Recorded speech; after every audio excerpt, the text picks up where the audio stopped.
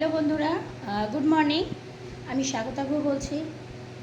বন্ধুরা, আমি একটা কথা বলছি, প্লিজ আপনারা এটা সাবস্ক্রাইব করবেন এবং খুব শেয়ার করবেন যাতে শুভেন্দুবাবুর কাছে পৌঁছায়। কেন তা না হলে আজকে আমরা দলটাকে নিয়ে এসেছি অনেক ভেবে, অনেক চিন্তা করে, কিন্তু উনি পুলিশ মন্ত্রী ঠিক আছে, পুলিশদের হাত পা বেঁধে বাঁধা ছিল এতদিন, খুলে দিয়েছে, আরও ভালো কথা। কিন্তু যাদের খুলে দিয়েছে, পুলিশকে নিয়ে এত গর্ব, কিন্তু তারা কি মানুষ? এটা একটু ভাববার বিষয় না? কেন নামই আছে ঘুষ খাওয়া পুলিশ। এখন যেহেতু ঘুষটা বন্ধ হয়ে গেছে, তো মেজাজটা সবসময় একটা চিটচিটে ভাব থাকবে, সেটা কিন্তু গিয়ে সাধারণ লোকের উপর পড়বে। সেটা যেন না হয়। সাধারণ ছেলেরা, মেয়েরা যারাই রাস্তায় বেরোন, বাইকে যান, প্রচুর হ্যারাসমেন্ট হচ্ছে এখন রাস্তায়।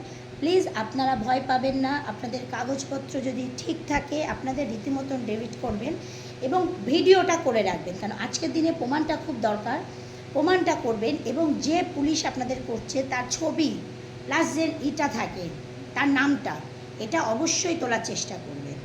কেন যতই হোক, ওদের মাস গেলে যতই মাইনেটা ঢুকুক আমাদের রাজ্য সরকারের থেকে, কিন্তু তবুও ওদের একটা এক্সট্রা ইনকামের একটা ভীষণ লোভ, সেটা বন্ধ হয়ে গেলে স্বাভাবিক ওরা তো তখন চিচ্ছিলে না সাধারণ লোকের পরে পড়বে, কেন কিছু করার নেই। তো আমি সবাইকে বলছি না, কিন্তু যতই হোক নামই আছে ঘুষ খাওয়া পুলিশ। তো সেটা একটু শুভেন্দুবাবু প্লিজ দেখবেন। সাধারণ ছেলেমেয়েরা মাইনে পায় 20,000, 25,000, 15,000, তা দিয়ে তাদের সংসার চালাতে হিমশিম খেয়ে যাচ্ছে, বাবা মা বউ বাচ্চা ছেলে মেয়ে নিয়ে। আর এদের মাইনে ঢোকে 1,80,000, 90,000, তবুও এদের পেটটা ভরে না।